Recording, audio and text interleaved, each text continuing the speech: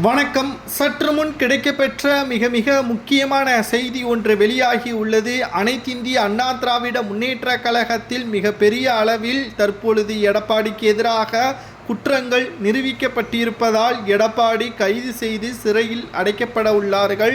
கொடநாடு வழக்கை கையில் எடுத்த சிபிஐ துறையினர் கடந்த 1.5 ஆண்டுகளாக இந்த வழக்கை அடுத்த கட்டத்திற்கு கொண்டு செல்ல முடியாமல் திணறி வந்தது. நீதிமன்றம் எடப்பாடியையும் விசாரணை செய்யலாம், அப்பொழுது அவர் முதல்வராக இருந்தார், விசாரணை செய்வதற்கு பல தடைகள் இருந்தது. இப்பொழுது எதிர்க்கட்சி தலைவராக இருப்பதால் விசாரணையை தொடரலாம் என்று நீதிமன்றம் சிபிஐ துறையினருக்கு உத்தரவுகளை பிறப்பித்துள்ளது.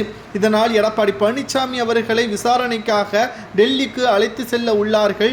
இதனால் எடப்பாடி பழனிசாமி அவர்களை பற்றி ஒவ்வொரு தகவல்களையும் கேரளாவில் இருந்து கைது செய்யப்பட்ட கூலிப்படைகள் 7 நபர்களிடம் விசாரணை நடைமுறைப்படுத்தப்பட்டுள்ளது.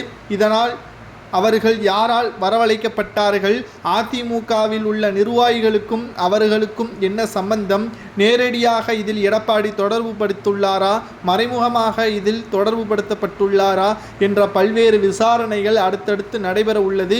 ஆனால் முதல்வராக இருந்த பொழுது எடப்பாடி இந்த வழக்கை 2 மாதத்தில் முடிவடைத்து வைத்திருக்கலாம். அவ்வளவு அதிகாரங்கள் கொண்ட எடப்பாடி ஏன் இந்த வழக்கை இவ்வளவு கிடப்பில் போடப்பட்டுள்ளது? காவல்துறையினரால் இந்த வழக்கை அடுத்த கட்டத்திற்கு கொண்டு செல்ல முடியாமல் திணறி வந்ததும், குற்றவாளி என கருதப்பட்டவர்கள் தொடர்ச்சியாக மரணம் அடைந்ததும் இந்த வழக்கிற்கு மிகப்பெரிய ஒரு பாதகமாகவும் அடுத்த கட்டத்திற்கு செல்ல முடியாமல் தடையாகவும் இருந்துள்ளது. மேலும் திமுக ஆட்சி அமைந்தால் கொடநாடு வழக்கை 6 மாதத்திற்குள் முடிப்போம் என்று வாக்குறுதியை கொடுத்தது. ஆனால் தற்பொழுது வரை விசாரணை தான் நடைபெற்று வருகிறது.